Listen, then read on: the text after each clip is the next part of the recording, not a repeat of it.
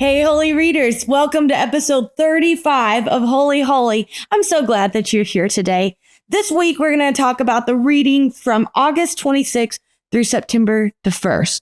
So we're going to read Jeremiah 52. That's it for Jeremiah this week. We'll pick it back up next week.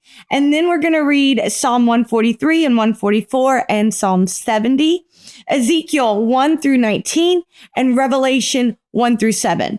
So our plan that we've talked about, the Life Journal reading plan, is not necessarily chronological, but they have put together a lot of chronological readings. So Jeremiah and Ezekiel are two of the major prophets, then with Isaiah. And Jeremiah and Ezekiel are contemporaries. They live at the same time. They both endure the exile. And so what we've done is paused on Jeremiah to pick up Ezekiel, and we're going to read about the exile chronologically. So remember that Jeremiah is not written in a chronological linear way, but the book of Ezekiel is. So we're going to spend the most of this episode talking about Ezekiel. All right. So Babylon has come. And Babylon comes in two major attacks on Israel to ultimately destroy it. So the first attack is broken up into two parts as well. So that first deportation of people to Babylon is like Daniel, Shadrach, Meshach, and Abednego, and they go to Babylon. And then the second attack is, or the second deportation in that first attack there is going to be Ezekiel. It's going to be the king, prominent citizens, other military people. They're just going to leave the poor behind in the city. And this happens in the reign of King Jehoiakim.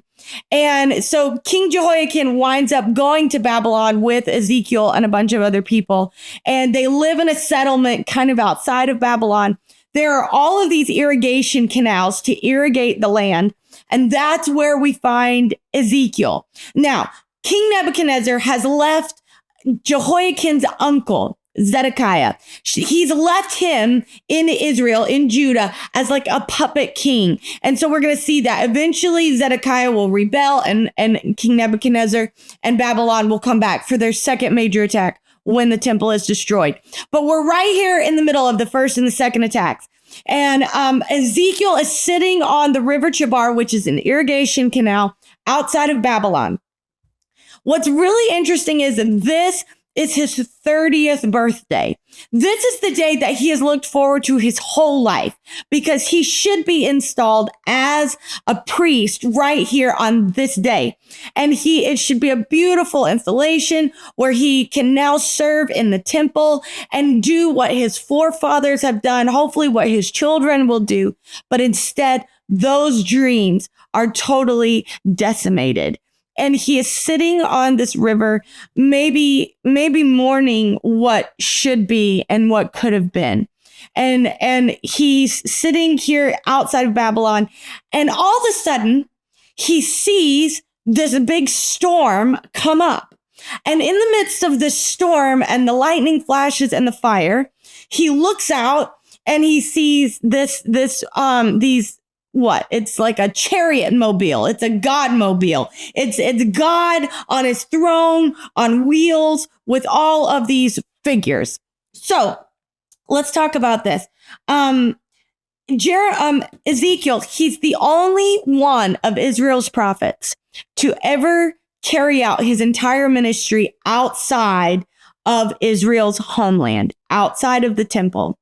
Also, Ezekiel is really a cool book because it's very autobiographical. So it's Ezekiel that's writing it. He's seeing it and he's talking. Remember in Jeremiah that Jeremiah is, he's dictating a lot of this to Baruch, his scribe. Baruch is writing narratives and that's how that book is compiled. This one is different. It's Ezekiel he's talking and he's writing. And then also this book is very apocalyptic. And apocalypse, that means the unveiling. But with apocalyptic literature comes so much rich symbolism. We're going to see a lot of that symbolism in this book. And it's also carried over into Revelation and the John, the Revelator, he takes up a lot of this imagery as well. So The first major section is the judgment on Israel, and this is chapters 1 through 24. So let's break 1 through 24 down into sections. So the first section is chapters 1 through 3. This is the vision of God's glory.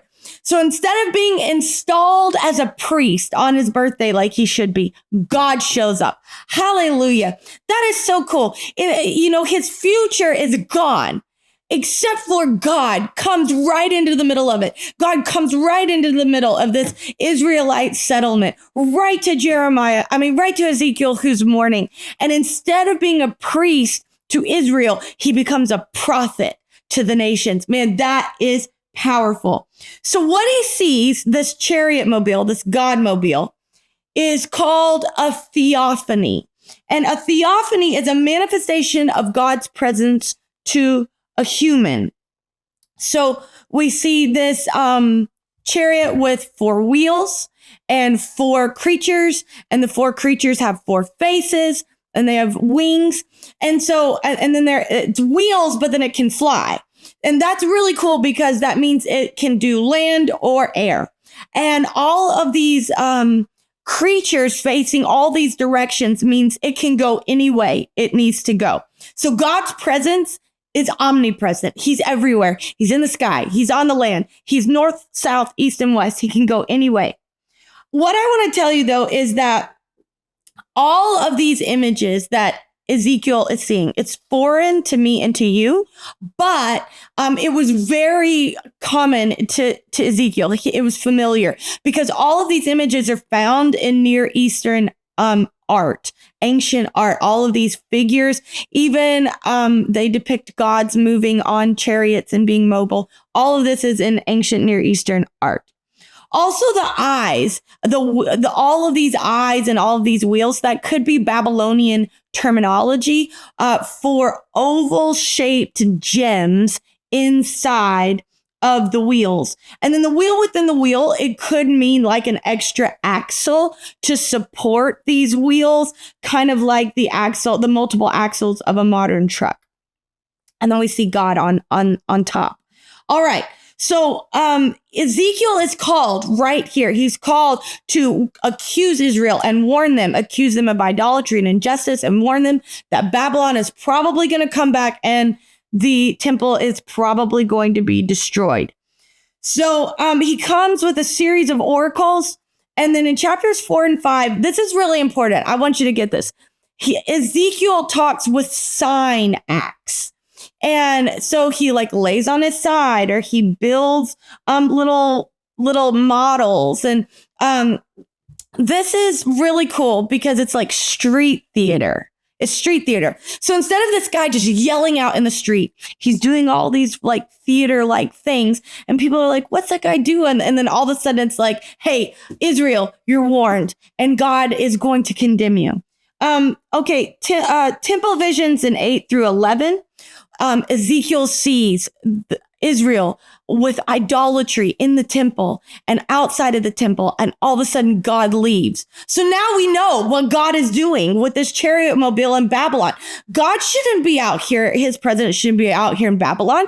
Should be in the holiest of holies in Jerusalem. What is God doing out here in Babylon? Here's what I want you to see. Number 1, God doesn't tolerate idolatry in the temple, so he leaves.